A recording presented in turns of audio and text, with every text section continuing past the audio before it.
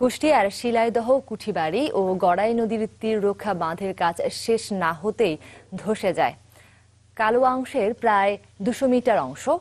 একই অবস্থা নদী তীর রক্ষা হরিপুর অংশের বাঁধের প্রায় 700 মিটার এলাকারও।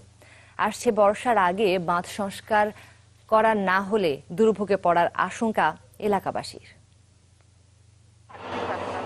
গত বর্ষায় শেষ হয় কুষ্টিয়ার শিলাইদহ কুঠিবাড়ি রক্ষা বাঁধের নির্মাণ কাজ। এতে ব্যয় হয় প্রায় 250 কোটি টাকা।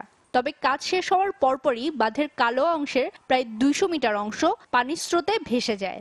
4-5 মাস আগে ভাদ্র মাসে বাঁধটা ভেঙে গেছে, এখন পর্যন্ত কোনো লোক আসে নাই। এই তো বন্যার পানি বাড়ালে পারে তো একদম ভাঙি একদম উঠে চলে যাওয়া লাগবে। আমরা কোন জায়গায় যাব?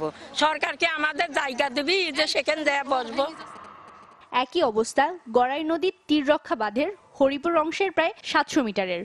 আসছে বর্ষা মৌসুমের আগে সংস্কার করা না হলে বিলীন হতে পারে হরিপুরের বেশ কয়েকটি গ্রাম। আবেদন আমাদের সরকারের কাছে যে এই জিনিসটা তাড়াতাড়ি যেন করা হয়। আমরা এটা চাই যাতে আমাদের এই দেশটা যাতে টেকে, সেই ব্যবস্থা করলে আমরা খুব খুশি হব। সচেতন নাগরিক সমাজের প্রতিনিধিরা মনে করেন সরকারের সংশ্লিষ্ট দপ্তরের খামখেয়ালির কারণেই এমন অবস্থা। ওই কর্তৃপক্ষদের উচিত যে বর্ষা আবার আসছে, তাদের সচেতন হওয়া উচিত।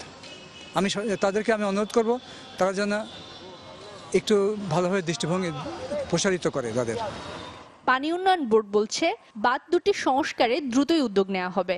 দুইটা পয়েন্টে যেটা ভেঙে গিয়েছিল ওই যে কালুয়া বাজারের ওখানে আর কি, সুলতানপুর কালুয়া বাজারের ওখানে আমরা ওটাই মেরামতের উদ্যোগ গ্রহণ করেছি। আমরা এটাই ডিজাইন হয়তো আমরা পেয়ে যাবো আর কি, ডিজাইন একটা পেয়েছি, আমরা ওটা একটু সংশোধন করে ওটা আমরা আগামী বর্ষা মৌসুমের পূর্বে ওটা আমরা মেরামত করে ফেলব।